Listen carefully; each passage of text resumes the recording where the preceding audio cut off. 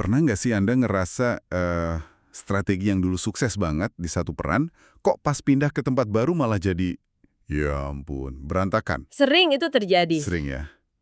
Kayaknya banyak pemimpin baru tuh tanpa sadar ngulang aja formula lama. Iya, Nah, hari ini kita mau coba gali lebih dalam nih. iya.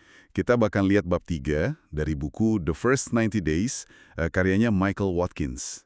Kita mau ngerti kenapa sih penting banget ngenalin situasi unik kita dulu, sebelum melangkah. Betul sekali. Dan seringkali akar kegagalan di masa transisi itu ya di situ.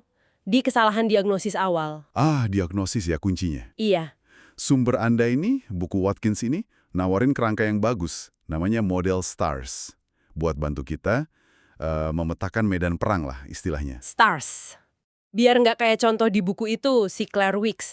Dia salah baca situasi, realignment malah dianggapnya sustaining success. Akibatnya, fatal buat karirnya. Bisa separah itu loh. Wah, serem juga ya kalau salah baca situasi. Oke. Mari kita bedah aja nih model STARS ini. Ada berapa tipe situasi sih di situ? 4 ya kalau nggak salah. Iya, betul.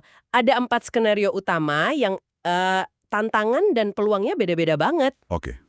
Apa aja tuh? Pertama, ada startup. Ini ya kayak namanya lah, memulai sesuatu dari nol. Bisa bisnis baru, produk baru, tim baru, proyek baru. Oke, membangun dari awal ya. Betul. Tantangannya jelas, sumber daya biasanya terbatas, belum ada apa-apa gitu kan. Tapi enaknya Anda bebas merancang dari awal. Dan biasanya timnya itu penuh semangat, energi tinggi. Masuk akal. Terus yang kedua? Kedua, turn around. Ini kebalikannya. Anda masuk ke unit yang, lagi bermasalah berat. Memperbaiki ya berarti. Iya, memperbaiki. Situasinya genting biasanya. Moral tim rendah, tekanan waktu tinggi, perlu keputusan sulit, cepat kadang ya, termasuk pemangkasan. Waduh, berat ya. Tapi peluangnya? Peluangnya, semua orang udah sadar kalau perubahan tuh perlu banget, mendesak. Jadi, sedikit aja kemajuan, itu udah bisa ngasih dampak besar. Udah kelihatan hasilnya. Oke. Dua lagi berarti. Realignment dan sustaining success ya. Tepat. Ketiga, realignment. Nah, ini situasi yang dialami Claire tadi. Unitnya tuh nggak lagi krisis parah, tapi performanya udah mulai menurun gitu. Perlu disegarkan lagi. Jadi belum separah turnaround tapi udah nggak bagus juga. Betul. Tantangannya di sini agak subtle. Budaya lama biasanya udah kuat banget. Terus susah meyakinkan orang kalau perubahan itu perlu karena mereka merasa, belum seburuk itu kok. Sering ada penyangkalan. Ini yang tricky ya. Iya, tapi peluangnya biasanya masih ada kekuatan internal. Mungkin orang-orangnya bagus, produknya masih oke, yang bisa dioptimalkan lagi. Oke. Yang terakhir, sustaining success. Keempat, sustaining success. Ini Anda mewarisi tim atau bisnis yang lagi jaya-jayanya, lagi di puncak. Wah, ini paling enak dong. Kelihatannya gitu. Tapi tantangannya juga ada. Pertama, jangan sampai Anda malah ngerusak apa yang udah bagus. Kedua, biasanya Anda hidup di bawah bayang-bayang pemimpin sebelumnya yang sukses. Ketiga, melawan rasa cepat puas diri di tim. Oh iya ya, tekanannya beda lagi. Justru gimana caranya biar nggak turun ya? Betul. Peluangnya jelas, fondasinya udah kuat, timnya mungkin udah solid. Oke, jadi tahu kita ada di kotak stars yang mana, itu langkah pertama yang penting banget ya. Tapi kayaknya nggak cuma sekedar ngasih label kan? Implikasinya lebih jauh ya. Jauh sekali, diagnosis ini nentuin hampir semua langkah awal Anda. Misalnya apa tuh? Misalnya, pertama, fokus energi Anda. Kapan harus lebih banyak belajar dulu? Kapan harus langsung tancap gas bertindak? Oh beda ya? Beda. Di turnaround atau startup biasanya perlu aksi cepat. Tapi di realignment atau sustaining success, Anda mungkin perlu lebih sabar, belajar dulu soal kultur, soal politik internal. Ini juga nentuin pendekatan Anda lebih ofensif atau defensif. Oke, fokus energi. Terus apa lagi? Kedua, definisi kemenangan awal atau early win. Apa sih yang dianggap sukses cepat di situasi itu? Beda-beda. Contohnya gimana? Ya, di turnaround mungkin sekedar berhasil potong biaya itu udah kemenangan besar. Tapi di realignment mungkin cukup bikin tim sadar dan setuju kalau oke, kita emang perlu berubah nih. Itu udah early win yang penting banget. Wah, ya juga ya. Definisinya jadi sangat kontekstual. Banget. Ketiga, keterampilan yang paling dibutuhkan. Ini juga beda. Turnaround itu butuh pemimpin tipe pemburu. Gesit, berani ambil risiko, tegas. Pemburu ya, cepat dan tegas. Iya. Sementara realignment mungkin lebih butuh tipe petani. yang sabar, telaten, membangun kesadaran, bangun koalisi pelan-pelan.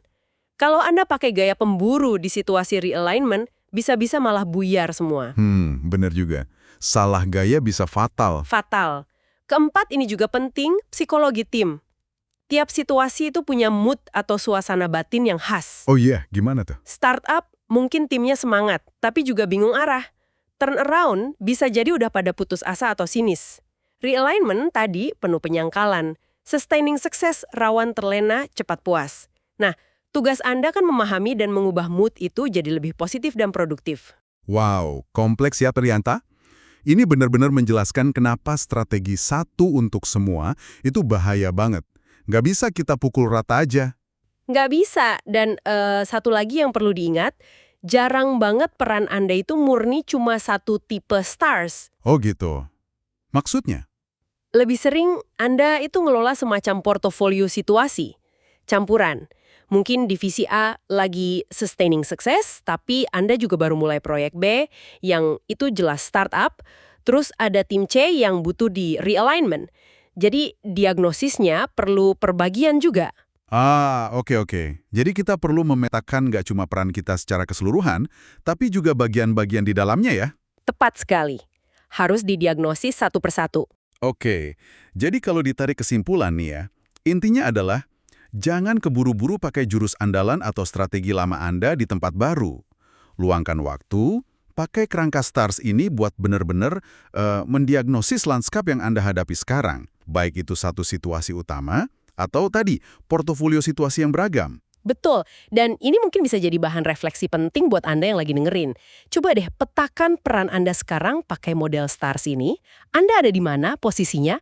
Apakah dominan startup, turnaround, realignment, atau sustaining success? Atau jangan-jangan, yaitu tadi, campuran yang kompleks. Pertanyaan bagus tuh. Dan yang lebih penting lagi, coba tanyakan ke diri sendiri.